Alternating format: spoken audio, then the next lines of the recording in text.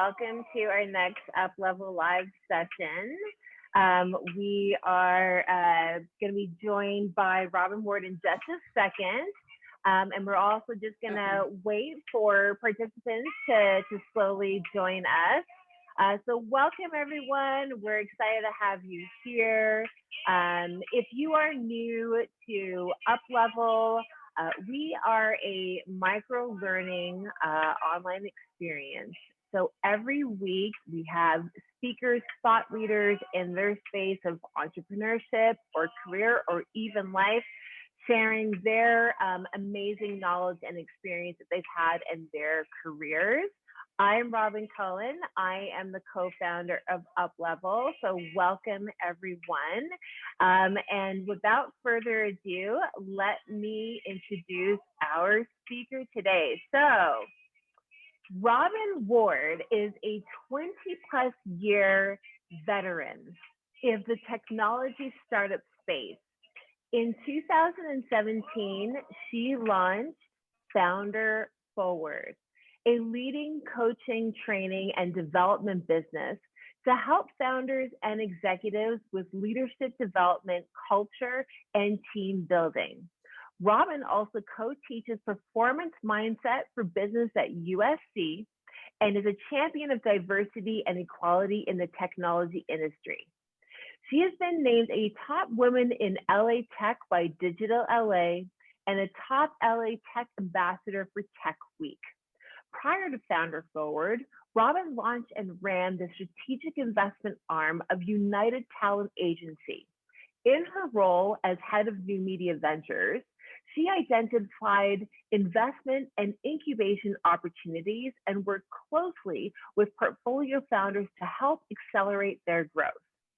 Before UTA, Robyn was a business development and operations executive who served on the early leadership teams of 5 venture-backed startups, including Docstoc, acquired by Intuit, and Verified Person, acquired by Sterling Talent Solutions.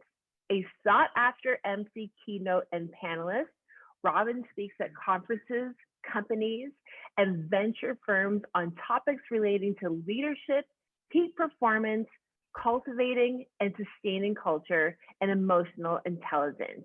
And so today, Robyn's talk is going to be about best self-leadership. So why is best self-leadership? Why does it matter? And she's going to be pulling best practices of the highest performing leaders Robyn has worked with into a program for living and leading your best life. Robyn, welcome. I'm so thrilled to have you here. Thank you so much, Robyn. I'm really thrilled to be here. Robyn and Robyn, if everyone's noticing, we're also spelled the same way. Right, it's just so amazing. I love it. So yeah, you're one of the few people that, you know, I've like known over the years that we have the exact same spelling of our names. It's like we're kindred spirits. Yes, and we have like different circles that have overlapped, having both been, you know, in the technology space. So I was thrilled with what you're doing. I think it's great. I think there's such need and room for it. And I was honored that you asked me. And I'm excited to be here because this is one of my favorite topics. So stay on for a second, because so Robyn's going to be in the chat. I'm going to be in the chat as well. Sometimes it's hard for me to follow along when I'm kind of going through the thing, but we want it to be interactive and fun and bring some energy to lunch. And if you have questions, type them in the Q&A because we'll get to that.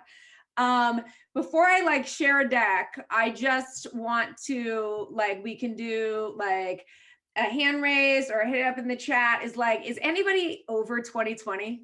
Like over it? Like, has it messed with anybody's mind and emotions and like goals and planning, right?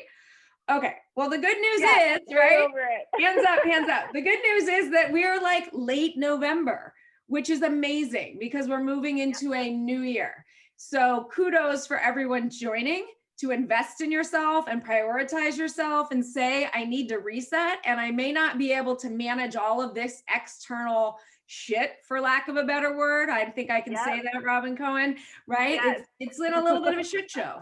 So what we can do is take a little control and take the time to really set ourselves up for success in 2021, no matter what the external circumstances are, right? So that's what we're doing here today. So thank you for joining. Congrats for joining and giving yourself this hour. I'm gonna hop out of here and see if we can get the screen share up. Uh-oh, host disabled, participant screen sharing. So Okay, Robyn's going to enable my screen sharing. Okay, and for some strange reason, it is only allowing me to share mine. And this might be a new operating, I just downloaded the new operating system yesterday, so this could be the reason why. So why don't we do this? Do you want to maybe quickly send it to me and I share it from my computer? Yes. It's a Google share, so I will share it in there. Okay. Okay, hold on. Yeah, sorry about that, everyone. Normally, I can have the speaker share their screen, no problem, but it is not giving me that capability. And like I said, it could be with the new operating system. So great to have an new operating system, not so great when it doesn't work. So sorry about that.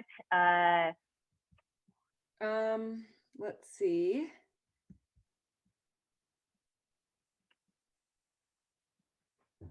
I think because we are in this Zoom, my computer is moving very slowly. Well, and Jennifer's saying to make you a host. So you know what? Let me see. If you make me a host. Let me jump back into Zoom here and see if I can make you a host. 1 second, everyone. I appreciate your patience. Some technical glitches, always my favorite. You should be able to get into my Google Doc deck. Let me know. Yes. Certainly easier if I could be a host and share it myself, since I will move pretty quickly through all of it. Yep. So it might be hard to direct. Here. 1 second. Taking a moment here. 1 minute. Oh. And it is not letting me. Okay. So it's not letting me edit the webinar, which is fine because it's live right now. So let me just open up my email and we're going to get going on this right away. And while we're waiting, for those of you that are being patient with us, please in the chat, let us know where you're tuning in from. I love to know where people are tuning in from, of course, you know, across the country or Canada or even other parts of the world. Last week, we had someone tuning in from Lyon, France. And so that was actually pretty cool. So yes, please tell us where you're tuning in from as we get this queued up. I'm tuning in from Salt Lake City. Robyn, where are you tuning in from? Los Angeles. Whoop, whoop, La La Land. Okay, so I have finally opened up your presentation, Robyn. Let me get it into present mode, and then I am going to give the stage over to you. 1 quick second as it's loading up, everyone. Okay, so present. So I wonder how this will work. We're just going to talk out loud for a minute, which is you're going to share it. So then I guess it'll just be the thing because it's not going to share with me talking, right? Since I'm not sharing it. Yeah, so as I go through it, you know, just let me know, just say next slide, and then I can, you know, just carry on that way. I'll be totally in the background, video off, audio off, but I'm going to be hopefully being able to engage with everyone in our audience. So let me go ahead and share my screen. Okay. Right, queuing up right now. Okay, can everyone see that? Yep, Robyn, you can see that? Yes, I can see that. All right, so Yeah, go to the next slide. We don't need to dig too much into the next slide because Robyn did such a great job of introducing me, but I just want to double click on something, which is, leaders come to me to help them become better leaders, right? And I've worked with hundreds of leaders over the course of my moving into 25 years in the tech startup space. But it usually looks a little different than what they think it looks like. And why that is because folks come to me and they immediately want to jump into leadership and leading in context of others. And I say, whoa, whoa, whoa, whoa, whoa, change the slide, Robyn. I guess you're going to be my Vanna. We can't get to you in terms of leading all of these other people until Robyn, can you switch the slide? There we go. You cannot be a great leader of others if you are not first a great leader of self, right? So it's not about let's hop into coaching and coach you on how to deal with everybody else. The first thing we're going to coach you is how to be a great leader of yourself. And I just want to point out here, if Robyn, you could do some clicks because there's some slides where some images come in. We are not just talking about being a leader in a company, like of a team in a business. We're also talking about leading a family, right? Being a parent, leading a community. Leadership is a verb, right? My email signature actually reads, leadership is not a position, it's a practice. It's a choice to accept responsibility and ownership, to empower ourselves. And it's available to every single one of us, again, regardless of whether we have a title in a company of leader, regardless of our age, our education level, our title, or any other qualifier, right? So the good news here, everybody on this Zoom today, you are a boss. You, in fact, are a chief executive officer. You are the CEO of You Inc. And I want you to think about that and take that frame into 2021, right? Being a great CEO takes intention, it takes dedication, it takes commitment. Robyn, if you would click through, here's what you're the CEO of. You're the CEO of your body, your mind, your schedule, your career, your life. So who's with me on this? Who's ready to be the CEO? Because I'm going to tell you how right now in this slide. It's a framework that I've created from working with all of these leaders that I've worked with, and it's called Best Self-Leadership, right? Effective leadership flows effectively from leading yourself. So there's 4 components: care, self-care, self-awareness, self-management. There's 2 components to self-management: time, attention, and energy, and mindset and emotion, and then growth, right? So if you think about that, that's actually consciously advancing my greatness. CAMG. That's what I want you to think about through 2021. How am I consciously advancing my greatness? We're talking about self-mastery here, which is, a mix of an art and a science about how you reach your full potential. Okay. And we're talking about being intentional about who you are and how you show up, about making and sticking to a plan for up-leveling yourself. We're talking about thriving, not just surviving, right? Who's into that? Who's ready to thrive in 2021? Yes, Nancy from Huntsville. I am so happy and I am right there with you. So here's the deal. Robyn asked me what I wanted to talk about, and I'm very passionate about this topic. This is actually a course that we put together that's 6 weeks. So in 40 something minutes, we are not getting through that. What I have done is picked off, I'll run through some high level stuff, but what I've picked off is 2 areas that I think are like low hanging fruit, but also high leverage. What I've picked off is mind and mindset. And then I've also picked off growth, because we're in November, we're moving into the new year, and we need to really reflect, and then we need to think about how we want to grow in the next year. Okay, so real quickly, I'm just going to run through at a high level all of them though, right? So care. Well-being is the key to manifesting anything in your life, right? You need your health and wellness to show up and be the best human and best leader you can every day. A lot of us got really wacky this last year because a lot was thrown at us, right? So we may not be on our best sort of self-care regimen. Now's the time to start thinking about that. Be compassionate with yourself. It's okay wherever you are at, but now's the time to kind of think about how you get back on a self-care train in 2021, right? If you want help with that, if you go to founderforward.com on the resources page towards the bottom, there's something called a peak performance recipe that I have all of my clients at FounderForward do. So feel free to go and download that. Let's talk about awareness for a second. This is really a big one. Brene Brown says, who you are is how you lead. I wholeheartedly believe this. And also, all of these are interrelated. You have to know yourself to grow yourself, right? So what are your core values? What is your mission? What are your gaps? Know your blind spots, know your strengths, know your superpowers, know your triggers, right? The idea of really understanding who you are and then coming and leaning into your authentic self. So when we talk about being a good leader of self so we can lead others well, authenticity is key because authenticity is what engenders trust, and trust is core to leading others, right? So then we have management, time, attention, and energy. Too many people just focus on time. You have to worry about time management, but how are you showing up energetically, and where is your attention when you show up to do something, right? That's one bucket.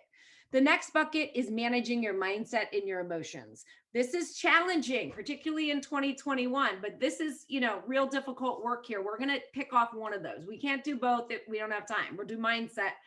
And then growth, which is being intentional about improvement. It's about becoming, and we'll talk about what that means. So we go to the next slide, Robyn. I just really quickly, I'm a big believer that if you master your mind, you master your life, right? Something that people underestimate about business and about leadership is how much of it is about psychology, right? So this is what we're talking about here. Great leaders understand and know how to manage their own psychology. And when they do that well, it makes them even better at understanding and helping others manage theirs, right? And that could be, again, your team at your office, or this could be in context of a parent leading a child, okay? So let's go to the next slide. I love this slide because here's the real deal. I get all these leaders coming to me and they want help communicating with their head of sales or their CTO. And I say, that's all great. We'll get to that. But we're actually just going to talk first about the conversations and the communication that you have internally, right? So what are we talking about here? We're talking about ants, which are automatic negative thoughts. Ariana Huffington calls it that negative roommate that lives in your head, your inner critic. Hit me up in the chat. Anybody know what I'm talking about, right? This is the soundtrack that runs in your mind, the movie that you're playing, right? Jim Quick, who I'm a big fan of, he says your brain is like a supercomputer and your self-talk is the program running it, right? Thank you, Nancy. I got a yup from Nancy. Thank you for being interactive. Here is the jam, people. Each of us has around 60,000 thoughts a day, according to the Cleveland Clinic. 95% of those are repeat and 80% of those are negative. So what do we learn from that? We learned, one, humans are not all that creative. And two, we're massive self-shit talkers, right? So why is that? That's our amygdala at work, right? All of the information comes through the amygdala, which, everybody going back through time, every type of animal we've evolved through have that. It's to keep us safe. In the old days, it was lions and tigers and bears, oh my. In today's world, we're really protecting our ego and our identity from getting hurt, right? So basically, it's largely rooted in fear. Fear of failure, fear of not belonging, fear of not feeling worthy. And what that does is that keeps us playing small and keeps us playing safe, and it keeps us from really growing and becoming. So we have to learn to manage our self-talk, right? Also, there's a lot of data and science around the fact that our internal dialogue is what then occurs. In other words, if you think that you're going to screw up a pitch meeting for a new client or for fundraising, or that you're not going to get the new job, chances are you will not. The science on the reverse is if you think positively and you have high expectations, your chances of achieving something are greater. So here's the deal. The first step is awareness, and then you move into management. So I've got this tool I call NPR. It's not National Public Radio. It's your negative to positivity ratio, right? So this is how you're going to check in with yourself and get really aware. So 80% really is very high. Okay, so are you living in no? Are you living in no, negative, we can't, we don't want? Are we focused on the doors that are closing? Are we focused on things that are out of our control? Are we focused on problems? Okay, that's a pretty high negative to positivity ratio. Or are we living in the yes? Are we living in the positive? Are we living in what we can do and what we want to do and the doors that are open and the things that we can control, the things that we're grateful for and that we're thankful for, right? So here's a great little hack. Take your phone at the end of each day, send yourself an emoji for the vibe that you were at, right? Big happy face, the little stressed one, maybe a red emoji. Track yourself over 2 weeks. Check in. Some people are like, oh, wow, I had no idea that I was running that kind of negative self-talk or negative energy in my mind, right? So these are ways that we can become aware.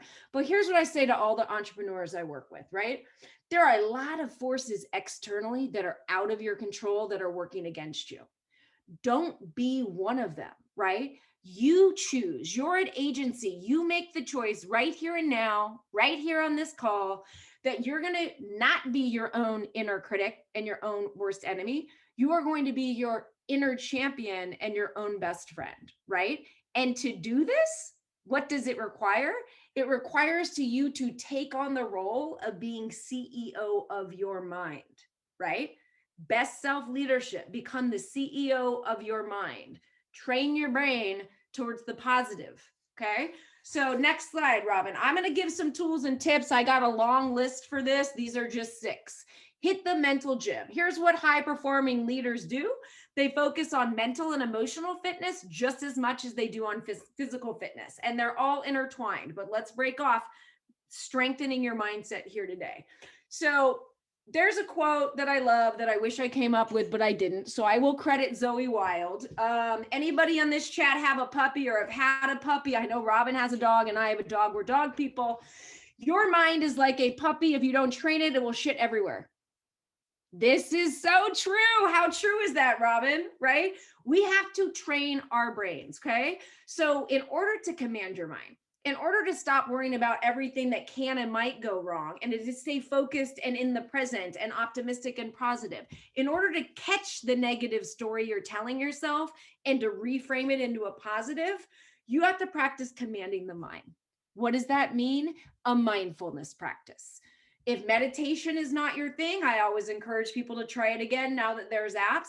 It could be breath work. If breath work is not your thing, maybe it's having body scans scheduled into your day where you literally just kind of go head to toe or toe to head and check in. There's lots of different ways to practice mindfulness, but I can tell you that great leaders are present and in the moment, and that they actually create the space, as Viktor Frankl says, between stimulus and response, so that they are not reacting, they are responding, right? Very important thought, which is basically cognitive behavioral therapy. Your thoughts impact your emotions, which impact your behaviors and your actions. So we're talking about checking your mind here. The second here, be intentional about self-care and time, attention, and energy. You'll notice that those are other components of best self-living. If you're not taking care of yourself, and you're not feeling good, and you're running around because you're not in control of your schedule, then it's going to be much harder to manage your mind. That makes sense, right? Yes, it does. Okay, employ positive self-talk and mantras. So here's the deal. Every morning I wake up, I write down mantras, okay? I love writing down mantras. One of them, because I'm a sharer, is I release control and embrace the messy beauty of mommyhood because I'm a new mom. Another one is 2020 is a year of personal, professional, and global societal growth and opportunity, right? Trying to train my mind for the optimism of what's happening, right? Like, may have been a hard year. It was a hard year for everybody, but what did we learn from it? Where was the growth opportunity? Those are mantras. The R&R here stands for a racket and a reframe. If you feel like you're really negative right now and you got a lot of negative self-talk, track it in your phone over 2 weeks. Put it in a document, rack it. Think about the reframe. You're telling yourself this negative story.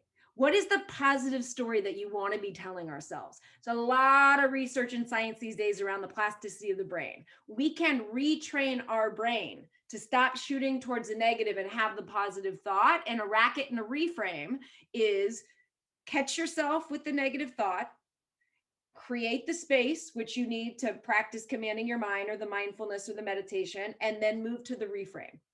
Another thing, if you're getting in a bad headspace, focus on your why, right? This is very Simon Sinek. What's the big why of why you're doing something? It can motivate you. Sometimes if the why is so big and you're starting to get stressed in your head about the big thing, focus on the win, which is what's important now, right? So you can either go big picture and get fired up and get optimistic, or you can just say, I'm going to take the next best step. And when I do that, it's going to make me feel good that I accomplished it. And then I can accomplish the next thing and the next thing and the next thing.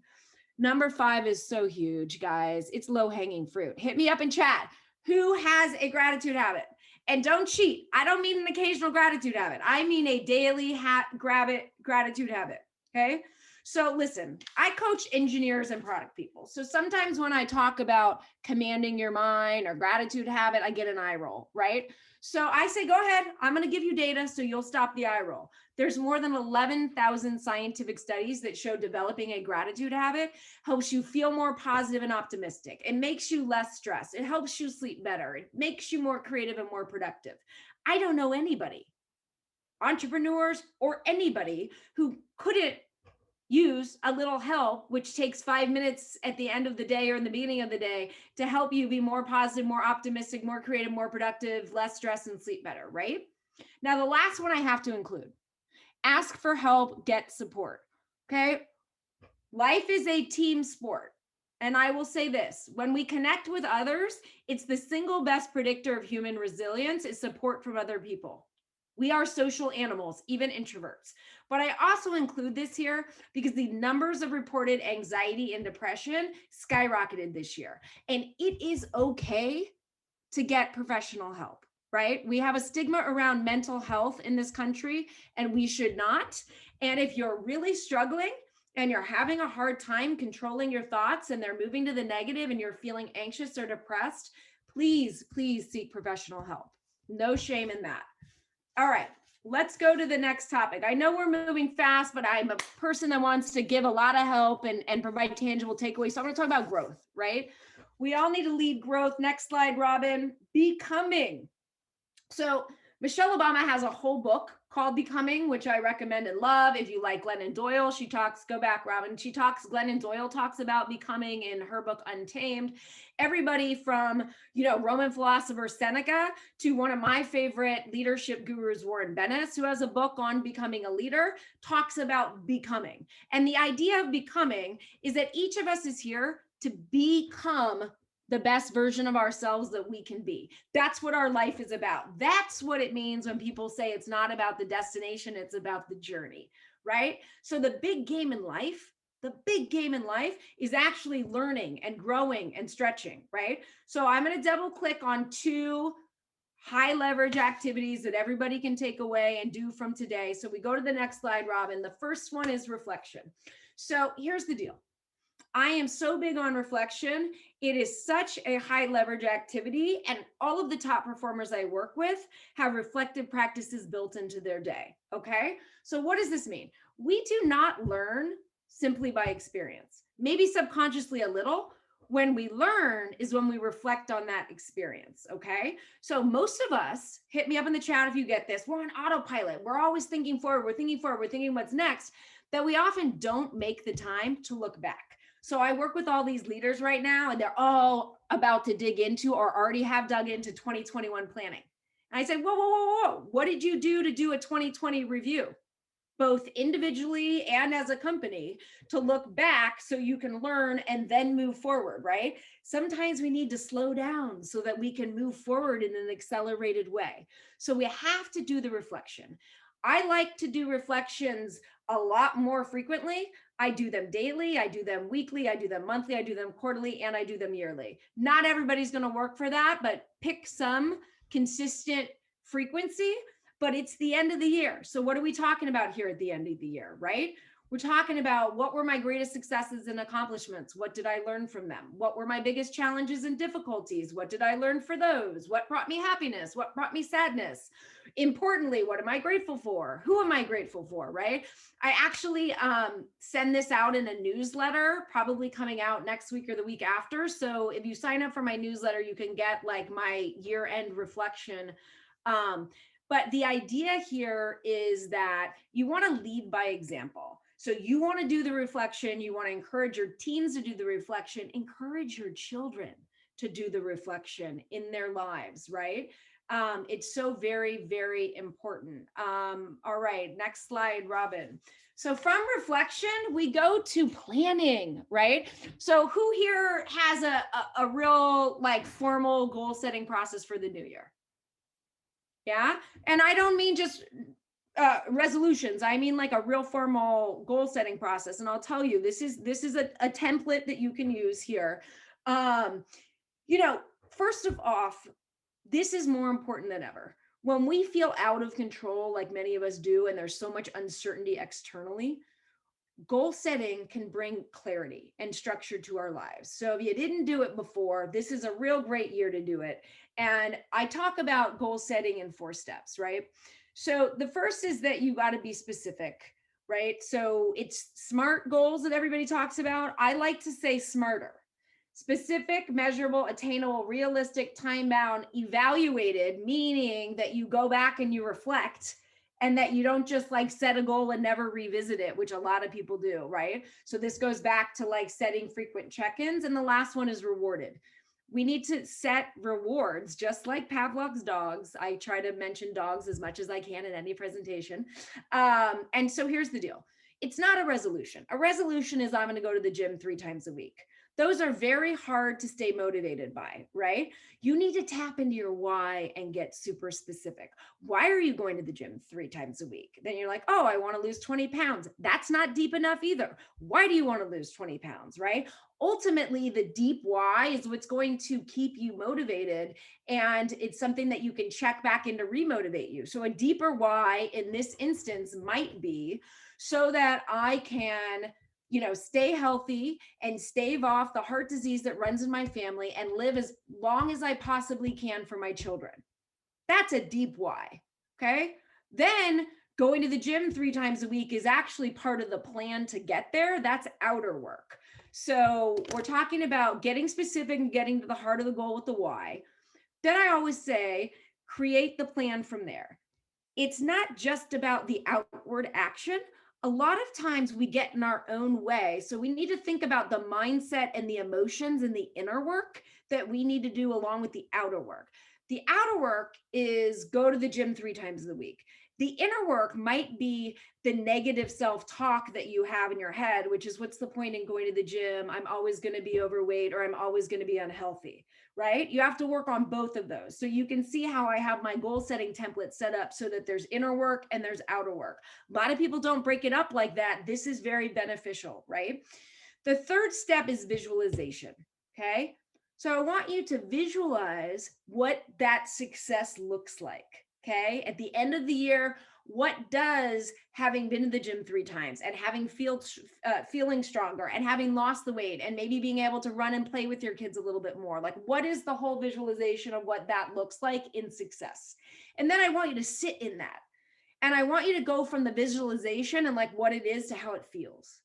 Tap into the feeling of success. Then when you get demotivated, then when you want to go back to sleep instead of getting those gym shoes and get to the gym, tap back into that feeling. This is why Olympians practice visualization. There's actual real data and science around why visualization works. The last one is create accountability. 2 steps.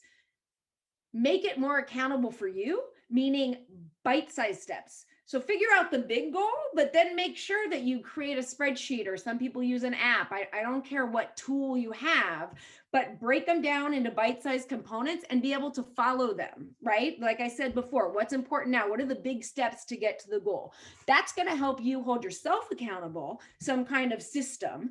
But then get an accountability partner. There's actual research that says if you have accountability partner, like somebody you share your goals with, you can be up to 2 times as likely to achieve your goal than if you just keep it to yourself, right? So Robyn, next slide. That was a lot. Those are just two buckets of this bigger concept of being a great leader of others starts with self, and that you are the CEO of you. And if you start with awareness, acceptance, action, and accountability, you can achieve and become the person that you want to be, or that you lay out to be in 2021. Again, these are some highlights of a concept. I hope that was helpful. You can see my website and some of my socials there. Robyn, you want to hop back in and see if we have questions? Here I am. Yes. Okay. So I'm going to kick off the Q&A. I'm still waiting for some questions to come in. So everyone, please don't be shy. Just pop into the Q&A and start to ask your questions. But Robyn, I do have some questions to you. So we'll warm things up between you and I. And that was great. I really loved that sheet. And I loved your distinction between inner and outer work, because I think sometimes it almost becomes overwhelming to think that if you look at your list, like whatever your goals are or whatever your schedule looks like for the week, right? It can become overwhelming. And I love the fact being able to actually separate the two, because then I feel that it becomes that much more attainable, that you're like, you've got this bucket of goals that is more of your inner work, and then you have this bucket of goals that's your out of work. So I love that concept. So I hope that, people pay attention to that, because I find that very helpful. Okay. So my first question to you is, when looking at leadership skills and just leadership in general, when did you know that that was something important to pay attention to? Meaning like the internal? Yeah, just for you as, like an entrepreneur, a leader, your career, like when did you take a step back and be like, you know what, I got to pay a little bit more attention to leadership, and what does that look like for me, or what does that look like when I'm, helping others? It's a great question. So, no regrets in life, but unfortunately I didn't get it as much when I was in it. I got it more when I moved to investing and I was out of it. And I had a lot of ahas about the 20 plus years that I was on the operating side and what I was looking at. Really essentially what happened is I really just kind of became obsessed with the science and psychology of what makes a high performing leader, a team, and a culture. The startup world, very unpredictable, lots of stress, right? And I had seen people I thought were great leaders crash and burn. And I had seen people that I didn't really know were good leaders internally. Then I would meet people and they would tell me what a great leader. And, I was very in tune with the outside part of it, like how to lead others. And I wasn't as in tune. And this was like peak startup, even though startup still sends bad messages, but this was peak 24/7 working and hustle hard. And, I literally didn't take care of myself. I thought it was like a badge of honor to pull all-nighters. So I was constantly tired and stressed. And when you're tired and stressed, that means that you're not managing your emotions on the startup roller coaster that well. And so, I really say that I got into coaching to help people not do what I did, right? I made a lot of mistakes, and that wasn't in the psyche then. To be more specific, I'll tell you what wasn't in the psyche then. Emotional intelligence as a concept really became popular in a broader way. By popular, it's still getting popular, but in the 90s with Daniel Goleman. So that was past anything I heard of. There was no people teaching performance mindset for business at USC when I was there, right? That's why I teach the class. So I didn't understand. I was all IQ and hard work, IQ and hard work, IQ and hard work. Nobody talked to me about emotional intelligence, right? So that was the stuff that I started watching, and I started watching people's mindset and their EQ and really sort of formulating these ideas. And then from the investment side, I literally had a checklist. Here's the things that I'm looking for in a founder that maybe not every third person is looking for, that I saw people do wrong, or I saw skills that people didn't have. And that really kind of informed my whole view of leadership in a very different way, which sort of led me into becoming a coach. Yep. Yeah. No, I love it. We have a couple of questions, so I'm going to read them off. So this comes from Jane. Jane says, great information. What is a good method to introduce these concepts to your team? Assume for this question that leader is already modeling this behavior.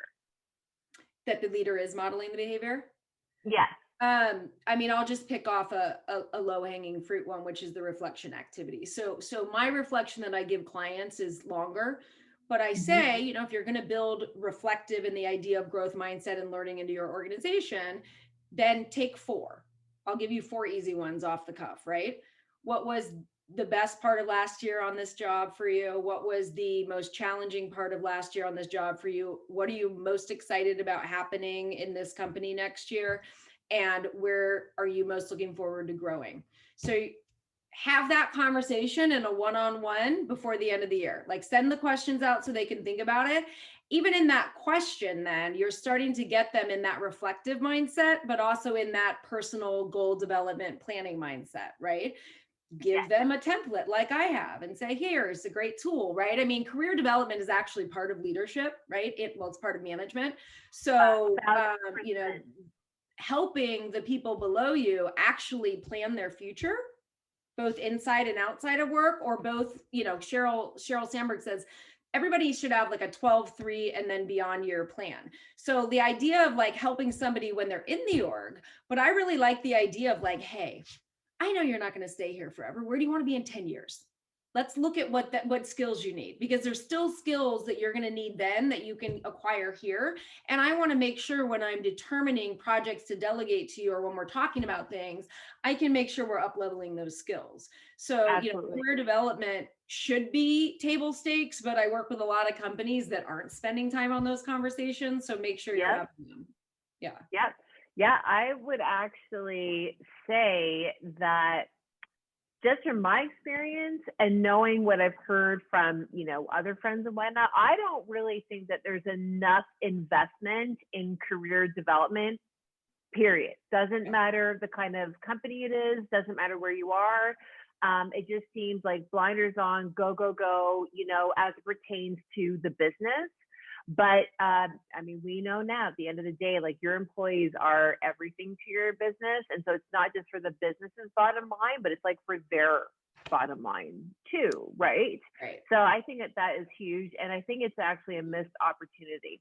Yeah, I say to all my clients, you have to invest in your people as much as you're asking them to invest in you. And you develop this mutual relationship, and then you'll be the company that has the lower turnover and has people that are like really achieving next level because they're being allowed to grow and own. And it's like a mutually symbiotic and beneficial relationship. 100%. Another question, this comes in from Nancy, and she asks, do you use personality tests for self-awareness? I'm a big lover of personality tests, but you tell us what you like. To a degree. There's one that I like. There's one that I use often, and that's the DISC.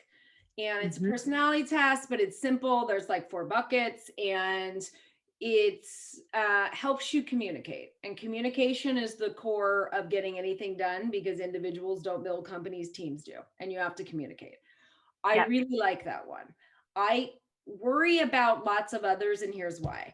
To some extent, they can become reductive. And if you don't have the right kind of culture, or you don't explain it properly, I see people all the time going, oh, well, I'm an introvert, so I don't do that. Or this is me, and I don't, right? The assessment said, this is how I am. And so my whole purpose as a coach is to say that we should have growth mindset and that we should learn, but then there's also things we should unlearn. And if I've got a lot of people who have taken a lot of assessments and just want to tell me the type of personality that came up in an assessment, then there's not a lot of room to move and grow. So I think it's tricky. Yeah. No, I agree. Jane says, thank you for the answer. Love the idea of also including reflection practice as an ongoing talent development conversation versus the more formal once a year performance review. What do you think about that? Okay, so here's a stat that I left out that I often give in other ones. So there's a research study over 10 days, group that doesn't do reflection, group that does reflection for 15 minutes at the end of the day. What they learned that day, what went well, what didn't go well. 10 days, 23% increase in performance. I don't know anything that literally, I mean, again, you have to reflect to learn. So how are you going to do the better the next day? By sitting there and saying, you know what, I don't think that I asked for feedback today, or I didn't give my feedback well. And what am I going to do differently next time? It's literally astonishing, the numbers for over 10 days. So, you know, that everybody should be talking to their folks about how they're building reflective structures into their day. You know, the founders I work with, I have everybody block off 60 to 90 minutes on a Friday afternoon because they can't tell me that there's fire drills. I mean, people are starting to dissipate. As a leader, oh boy, if you're not reflecting on how the company and the team and yourself did, that's a real problem, right? But the idea is like, how can you get everybody else on board and build it into the culture? Yeah, absolutely. I have another question. So, what do you think the difference is between a leader that is aware of the self versus one that isn't? I think it's the difference between being an okay leader and being an exceptional leader. I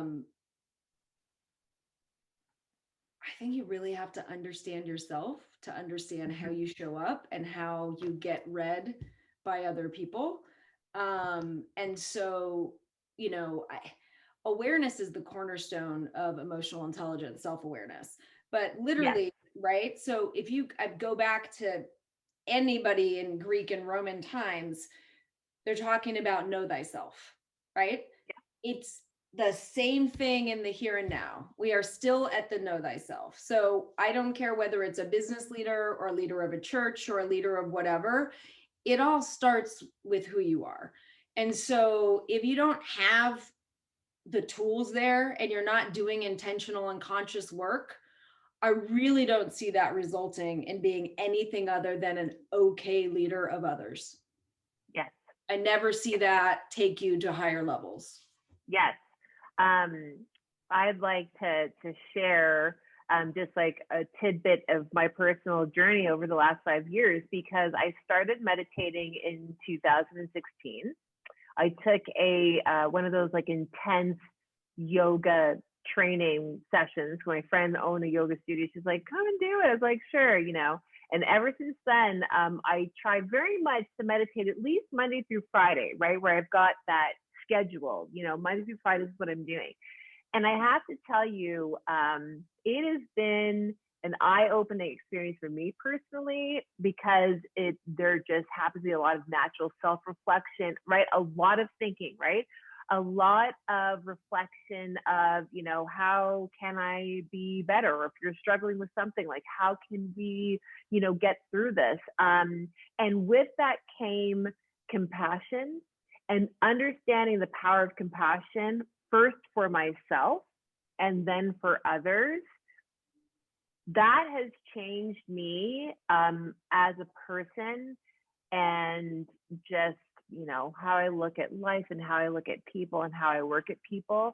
And I think that, you know, you're never not learning, right? And you're never not growing as a person. Like, there's no way that I believe that you hit the, you know, this like pinnacle and then you stop. It's impossible, right?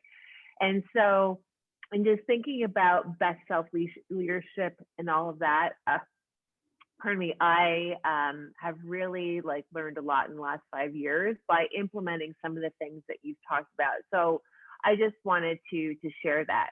I have another question that came in from Nancy, and she asked, how are you seeing the move to remote working changing the leadership role? Great question. It's a great question, and it makes me really happy. As I alluded to before, emotional intelligence is something I'm very passionate about. mostly due to me coming to it very late in life, and me seeing how important it is in great leaders.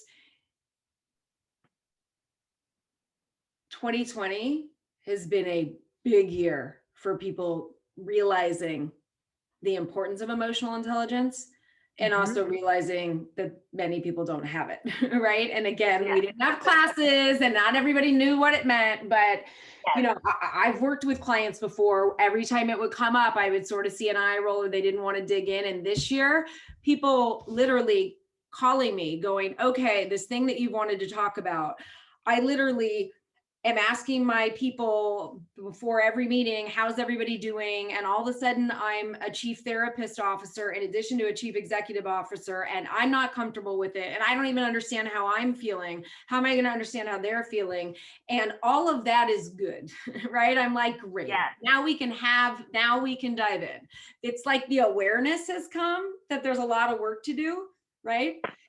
And now hopefully people are digging in and doing the work, which is both social awareness, self-awareness and social awareness. But this goes back to like, how do I talk about Black Lives Matter at work? How do I mean, it's, you know, it's COVID and then a million other things in 2020 where people have really learned and understood why it's important and whether or not they have it. So I think it's a net positive that everybody's been thrown. And this goes back to my mantra of like 2020, you know, yes, it's been painful, but what a year of learning and growth for anybody and everybody I know. Without a doubt. And what a year of reflection. We have been forced into reflection this year on so many different aspects of our personal lives, of others around us, the world at large. And I hope that we actually emerge from this all a little bit better and all a little bit, you know, elevated, you know, as a collective, but as individuals as well. And the amount of changes that people have made too, I don't know if you've noticed this, but I have never seen more massive like life decisions that people are making. They're either moving or they, you know, quit their job and they're, you know, launching their own business, or they're, you know, 100% remote on the road, whatever that looks like. I don't know if you've seen that same thing, but it has been a remarkable year, good and bad, right? On multiple levels for that. So yeah, definitely, without a doubt. That's why I think that this year's reflection activity is even more important than any other year, which is when you're moving through it, you may not realize, like you're making the decision, you may not realize all of the things you're learning as you go, and having this time at the end to really think about it. And many of my clients literally are like, wow, you know, I can't believe all of the different challenges I had this year. And like, I'm still standing and here's all the things I've learned. You know, I really liked what you said, which is my hope. And I think most people's hope is that we're elevating as a collective going forward. It's my hope. It really is. Jane has a question for you. And so she says, for C-suite executives who may lack EQ, how would you suggest, quote, leading up, managing up these elements? That's a very good question. And to be fair to many C-suite executives, they didn't learn this stuff and they weren't trained. And, you know, particularly in a male-dominated field, which many fields are male-dominated, you know, even the word emotion as part of EQ gives them the shudders, right? So, you know, one would hope that going up certain organizations, if there was coaching, that would be something that was uncovered or discovered. Managing up for somebody that doesn't have EQ, you know, it depends, because I hate to answer that way, but since there's so many buckets of EQ, meaning you have, there's 2 tiers and then 4 buckets, right? Which is self-awareness and self-regulation, social awareness, social regulation. So to be honest, how I would coach that or how I would handle it depends on which one it is. Is there a way you want to give me a quick answer and tell me, and then we could see if we could get more specific? Yes, yes. And just to remind everyone, so at the end of today's session, we are going to be announcing the winner of a full hour one-on-one session with Robyn. It's going to be focused on this. It's going to be all about best self leadership, how you can implement a lot of those things for yourself, how you can also implement a lot of those things for your team. So just to let you know, I have another question, and maybe we could wrap it up with this. Unless anyone else has a question out there, feel free to let us know. But who are some of the leaders that you admire, Robyn? So there is a woman, Claude Silver, who is the Chief Heart Officer for Gary Vee's Sorted Media Empire. Yes, love her. She's phenomenal. And she's, obviously you can tell by her title, but I picked a leader, being that we're in the context of EQ, of somebody who, Gary Vee's organization is a lot of amazing millennials, but yes, she's teaching EQ over there, and they're building the future leaders of tomorrow in a heart-based organization, because for a long time, and mostly in tech, culture is all about the head and the IQ, and she's really bringing in the heart and the EQ.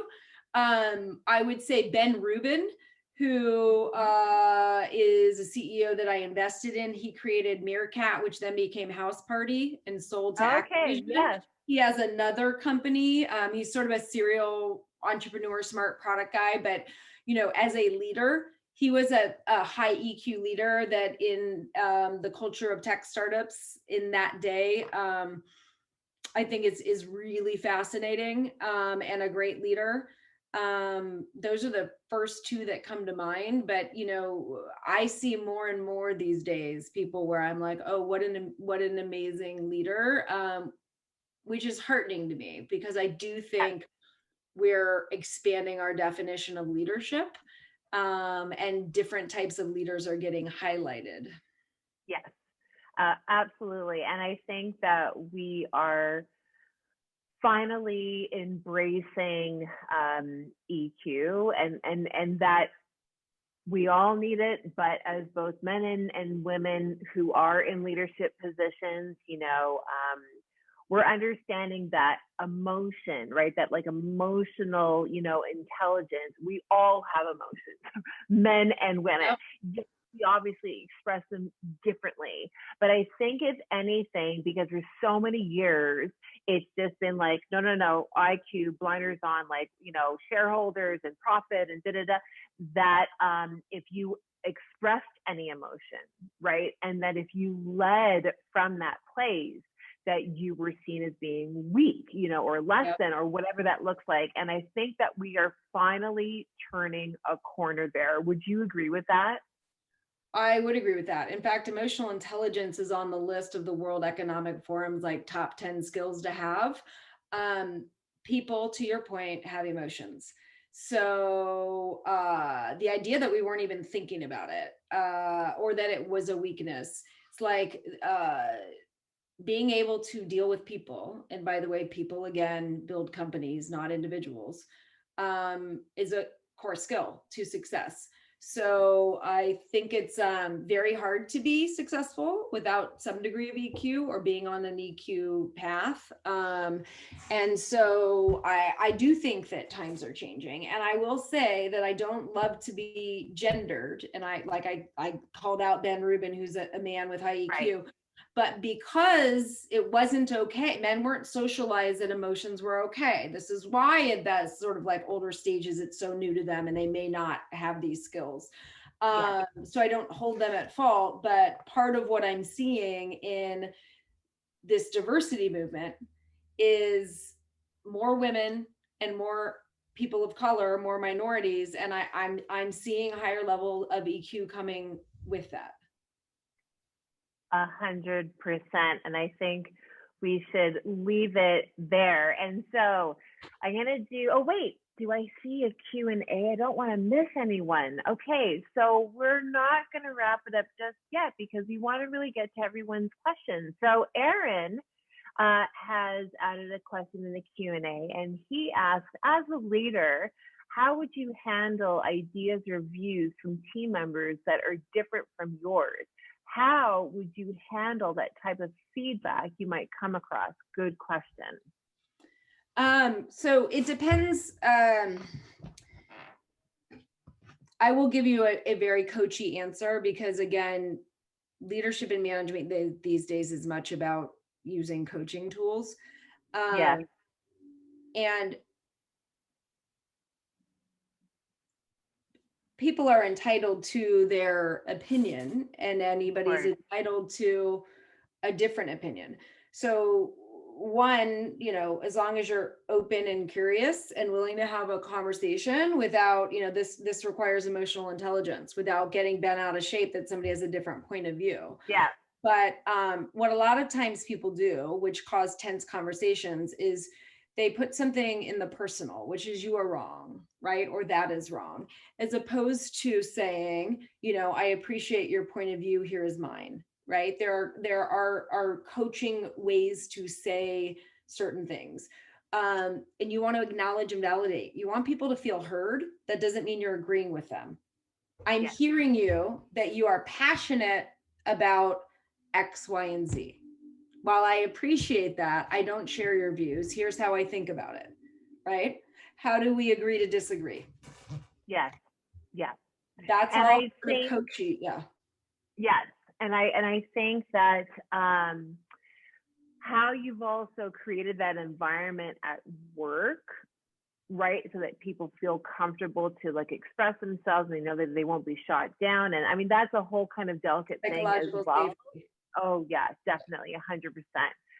So that was a great question. Rob, this has been awesome. I think it's such an important topic of conversation, really. And, I mean, everyone can benefit from, being their best self later, right? In this world. It doesn't just have to be in a professional environment, right? It really is the day-to-day dynamics, personally and professionally, that we all really want to kind of be our best selves at. So thank you so much for your time. It was an awesome presentation. Everyone, just remember that we are a small team here at Up Level. So give us a few days to get Robyn's video up on the site. Thank you for joining us today, and I hope that you all stay healthy and safe. Thanks again, Robyn. Thank you. Thanks everybody for joining. Bye.